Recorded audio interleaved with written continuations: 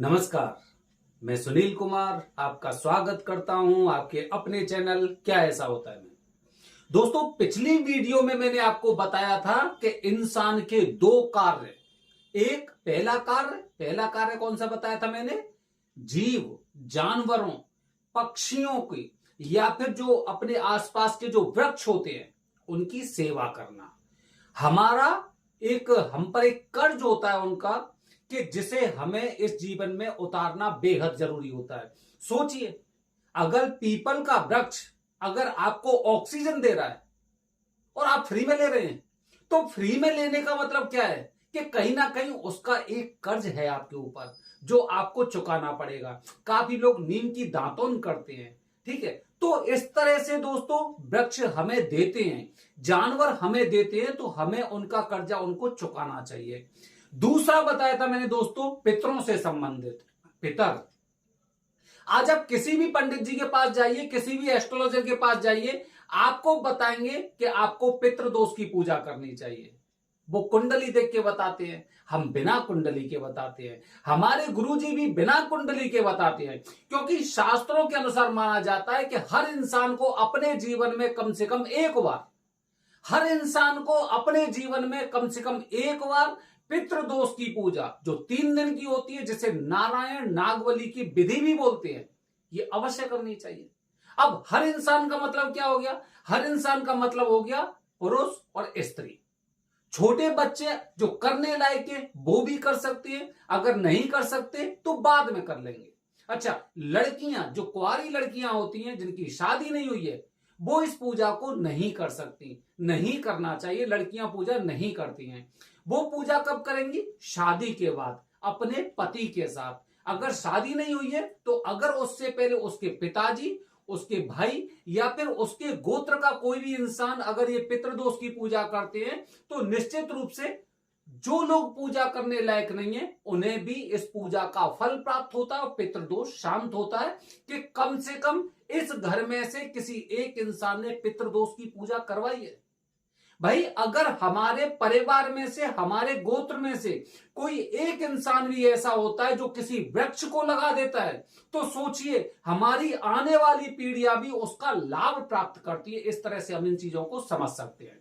दोस्तों, पितृदोष, पितरों के बारे में ऐसा नहीं है कि अभी हम लोगों को पता चला या इससे पहले नहीं पता था। दोस्तों, अगर आप हिंदी के महीनों को देखेंगे तो हिंदी के महीनों में भी पितृपक्ष आता है। मतलब महीने में नहीं, महीने के दौरान एक समय होता है, वो आता है। अगर आप महाशिवपुराण का अध्ययन करेंगे तो महाशिवपुराण के अध्ययन में भी पितरों के बारे में बताया गया है। अगर आप महाभारत का अध्ययन करेंगे तो उसमें भी देखेंगे कि भीष्म पितामह के बारे में या फिर शांतनु के बारे में उन्होंने भी पितरों की शांति के लिए, पितरों की शांति के लिए कार्य किए थे। मतलब पितरों का उल्लेख वहां पर है।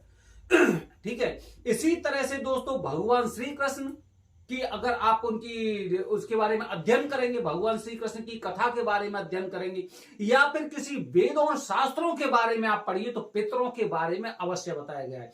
अगर कहीं पे बहुत ज्यादा नहीं बताया गया होगा तो आपको बताया गया होगा कि 3 तरह के ऋण होते हैं। वो 3 तरह के ऋण कौन से होते हैं? देव ऋण, यज्ञ ऋण और पितृ ऋण। इस तरह से 3 तरह के ऋण होते हैं जिसमें पितृ ऋण भी शामिल है। और पितृ ऋण जब हम नहीं चुका पाते हैं तो वही पितृदोष बन जाता है। ठीक है दोस्तों, तो ध्यान रखिए, आने वाला समय करीब 19 सितंबर से पितृपक्ष शुरू होने वाला है, जिसे जो नॉर्थ इंडिया के लोग हैं उसे श्राद्ध पक्ष भी बोलते हैं या फिर उन्हें कनागत भी बोलते हैं। 19 सितंबर से शुरू होने वाला यह समय करीब 16 दिन का होता है और 16 दिन में त्र्यंबकेश्वर में या फिर उज्जैन में या फिर हरिद्वार में या फिर प्रयागराज में या फिर ब्रह्मगिरी में, ब्रह्मकपाल में या फिर वृंदावन में काफी लोग अलग अलग तरह से, यहां तक कि गया जी में भी अलग अलग तरह से पितृदोष की पूजा करते हैं। काफी लोग सोचते हैं कि मैं प्रयागराज में पितृदोष की पूजा करके आया हूं, मैं गया जी में करके आया हूं, या फिर मैं पहले कर चुका हूं तो मैं कर सकता हूं या नहीं कर सकता हूं। दोस्तों, पितृदोष की पूजा जिसे आप लोग समझते हैं वो पितृदोष की पूजा ना होकर वो पितरों का श्राद्ध होता है कि आप गए आप काशी गए, आप हरिद्वार गए, आप वृंदावन गए, या फिर आप प्रयागराज गए, वहां पे गए, वहां पे बैठ के आपने पूजा की और आपने पितरों का श्राद्ध कर दिया, ये श्राद्ध होता है। ये पितृदोष की पूजा नहीं है। पितृदोष की पूजा दोस्तों वो होती है जिसमें हम एक ऐसी विधि करते हैं कि जो भी हमारे पूर्वज प्रेत योनि में या फिर यहीं पे जिनको पितृलोक प्राप्त नहीं हुआ है, जो यहीं पर किसी कारणवश यहीं पर विचरण करते हैं, तो उनकी योनि को सुधारने के लिए, उनको सदगति प्रदान करने के लिए ये पूजा की जाती है। और जब ये पूजा कर दी जाती है तो माना जाता है कि हमारे पितरों को सदगति मिल चुकी है, वो विष्णु लोक पहुंच चुके हैं, या फिर उनका कल्याण हो चुका, उन्हें मुक्ति मिल चुकी है।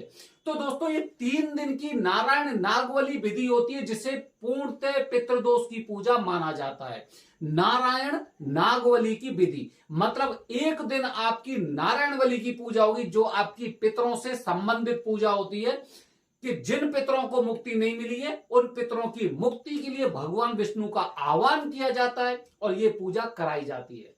दूसरे दिन नागवली की पूजा होती है दोस्तों, क्योंकि नाग का हमारे जीवन में एक अलग ही महत्व होता है।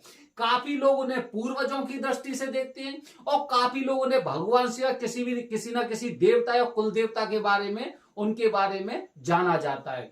तो अगर किसी इंसान ने अपने जीवन में कहीं पर भी किसी नाग को मारा है, किसी नाग को मारने में मदद की है, या फिर किसी नाग को मरते हुए देखा है, तो उस पर यह दोष लगता है। नागिन फिल्म देखी होगी आपने, हवा में नहीं है।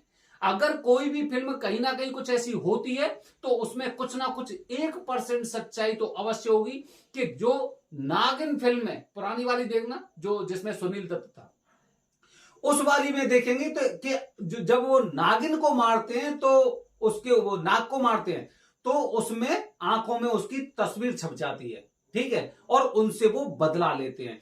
इसी तरह दोस्तों हालांकि वैज्ञानिक इन चीजों को नहीं मानते हैं कि सांपों की याददाश्त बहुत अच्छी होती है। वैज्ञानिक मानते हैं कि सांपों की याददाश्त उतनी अच्छी नहीं होती है। फिर भी दोस्तों, क्योंकि अगर हमने उन्हें अपना कुल देवता माना है, हमने अगर उन्हें अपना पितर माना है, और अगर पितरों के साथ सोचिए, अगर आपके भाई के बारे में कोई गलत शब्द बोलता है, कोई गाली देता है, या फिर भाई को अगर कोई मार रहा है, तो आपके दिल में यहां पर कैसी ठेस पहुंचेगी। अगर आप कुछ करने लायक भी नहीं होंगे फिर भी आप मरने मारने को तैयार हो जाएंगे। तो इसी तरह से सांप, अगर इनके साथ कुछ ऐसा हुआ है तो नागवली की पूजा की जाती है, जिससे माना जाता है कि जिस तरह से हमारे पितरों को सदगति प्राप्त हुई है, उसी तरह से इस नाग देवता को भी सदगति प्राप्त हो। इसके लिए दोस्तों सबसे अच्छा स्थान नारायण नागवली विधि के लिए आप भी गूगल पर सर्च कर दिए, मेरे कहने पर मत जाइए, किसी और के कहने पर मत जाइए, आप भी ये चीजें सर्च करिए कि नारायण नागवली की विधि शास्त्रों में कौन सी जगह इसका विधान बताया गया है। आप देखेंगे कि इसका सबसे अच्छा स्थान त्र्यंबकेश्वर है, त्र्यंबकेश्वर है। लेकिन आपको यहां पर जाने से पहले एक बात ध्यान रखनी चाहिए कि काफी यहां पर कॉन्ट्रैक्टर बीच में होते हैं कि आपका संपर्क किसी से होता है और आपकी पूजा करने वाले कोई और होते हैं।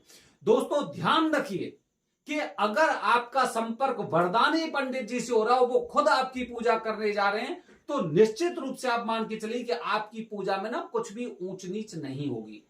लेकिन इन केस अगर जिनसे आपका संपर्क हुआ है वो आपकी खुद पूजा नहीं कर रहे हैं, तो आप मान के चलिए कि कुछ ना कुछ इसमें घोटाला है। तो इन चीजों का आपको ध्यान रखना चाहिए। पितृपक्ष आने वाला है, 19 सितंबर से 16 दिन तक रहने वाला है। किसी भी तरह का घर में खतरनाक से खतरनाक पितृदोष हो, जैसे काल सर्प दोष के लिए हम क्या देखते हैं, नाग पंचमी, महाशिवरात्रि, अक्षय तृतीया, इस तरह के मुहूर्त देखते हैं, सावन का महीना देखते हैं। इसी तरह से पितरों की शांति के लिए, पितृदोष से मुक्ति पाने के लिए दोस्तों पितृपक्ष को देखा जाता है, जैसे श्राद्ध पक्ष या कनागत का महीना बोलते हैं।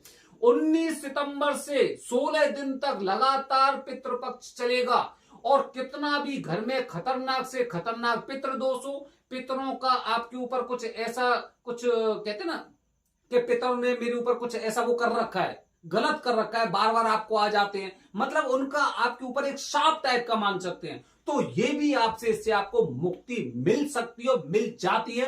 क्योंकि ऐसा विशेष मुहूर्त होता है कि प्रत्येक पितर अपना पिंडा लेने अवश्य आते हैं।